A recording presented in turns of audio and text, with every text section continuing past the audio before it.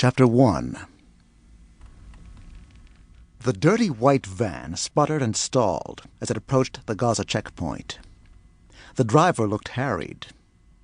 He leaned forward and tried to start the van quickly. The engine caught, turned over, and stalled again. He glanced in his mirror and ahead of him at the other traffic. One of the Palestinian guards watched the driver out of the corner of his eye as he waved two more cars through the border checkpoint. The van was about to block the morning's commuter traffic. The thousands of Palestinians who crossed into Israel every day to work the menial jobs the Israelis didn't want. The Israeli soldiers on the other side of the border were much more serious about the traffic crossing into Israel. Exhausted from unending vigilance coupled with interminable boredom, they imagined a bomb in every car. They carried their loaded M16s in their hands and sweated under their bulletproof vests. To them, Gaza was just a large Trojan horse. The van had created a gap. Only a lonely Fiat stood between it and the checkpoint. The Palestinian guard glanced toward the checkpoint and walked to the van. The van lurched, then started to move, inching along. It sat with its engine chugging reluctantly, waiting for the Fiat, now 30 feet in front of it, to pass through. The rusty Fiat was waved on, and the van was next. The van shuddered, and the engine quit. The driver turned the key, and the starter noisily cranked the engine. It wouldn't catch. Again and again he tried, without success. The Palestinian guard approached the window angrily. "What is the problem?"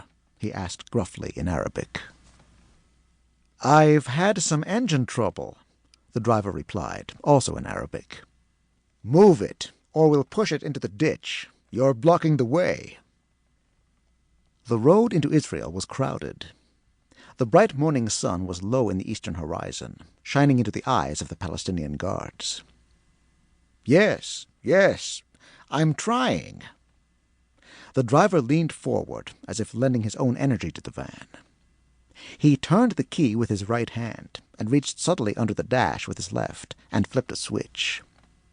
The van chugged to life with half its cylinders working. The driver smiled at the guard apologetically, and the vehicle began moving slowly toward the checkpoint. It was clear it would take the van a long time to make it. "Get this thing off the road," the guard finally yelled, exasperated with the slowness of the stupid white van that was now blocking the entire checkpoint. The Israelis watched and waited with concern. Anything out of the ordinary received humorless, intense scrutiny. Any problem, any angry outburst, anything. It could be someone about to do something dramatic, or a diversion for someone else. The driver nodded, surrendering, and began a Y-turn to go back the way he had come. The Palestinian guard, his rifle in one hand, watched in disgust. The van turned around, now headed toward Gaza City, the driver apparently abandoning any hope of getting to Tel Aviv. He reached under the dash again, and the van's engine coughed and died once more. The guard, barking obscenities, angrily advanced toward the window on the right side of the van. The driver suddenly raised an enormous handgun and fired, the bullet penetrating the man's bulletproof vest, throwing him back onto the side of the road, where he lay silently, his legs jerking involuntarily. The rear doors of the van flew open, and 8 men with large machine guns rushed out and opened fire. The bullets made a distinctive, unusual sound as they flew toward the Israeli and Palestinian guards, who fell quickly as the bullets tore through their protective vests. The 8 fanned out and fired with precision, aiming at the targets each had been briefed to hit.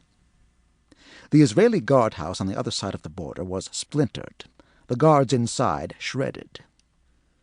On both sides of the border, the cry went out for Palestinian and Israeli reinforcements. 6 Palestinian guards lay dead on the Gaza side. The shooters stood staring.